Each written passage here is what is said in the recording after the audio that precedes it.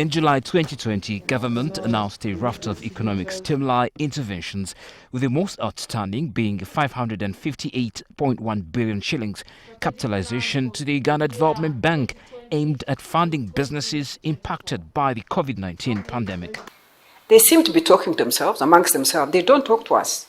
Hear us out, hear us, because we know where it is hurting most. We're on the ground. We know what the market is looking for in terms of those finances. So really there is, I think, a disconnect, and I think I've said this before, that let the government engage with us, right? Don't just say we're going to put 500 billion shillings to UDB or to any other bank. Put it there and then what?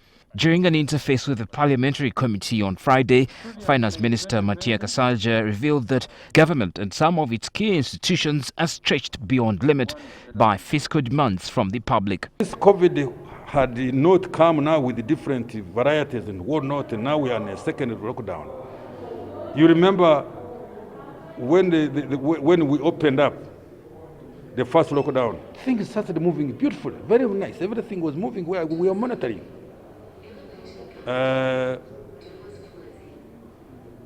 only way, because I cannot, the committee has told me to form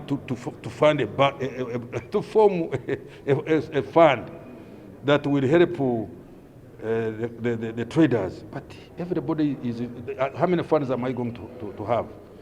So my advice to those, they should sit together with their bankers. But to the Chamber of Commerce, in moments of economic crisis, government must ease on its bureaucratic red tape and partly utilize structures within the private sector in channeling financial resources. Experience has shown over the time that money comes and sits in those institutions and we don't get it. What is it? It's for those reasons. It's the red tape, it's the bureaucracy. By private sector, to us, time means money. Government has said they put money in UB, I don't know in where. It's true. We see this for ourselves. But it hasn't happened. The FCU were told that there is money in agriculture. I don't know which other bank.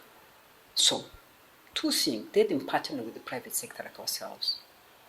With government departments and agencies still working far below capacity at just 20%, the private sector is urging that existing knowledge of members negatively affected by the pandemic can be a leverage.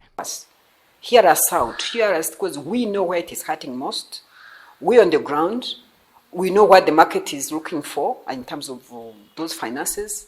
In a slight departure from the norm, President Yoweri Museveni, while easing the 42-day lockdown restrictions aimed at reducing the spread and impact of COVID-19, announced a plan to support small and medium enterprises with 200 billion Uganda shillings in a recovery effort.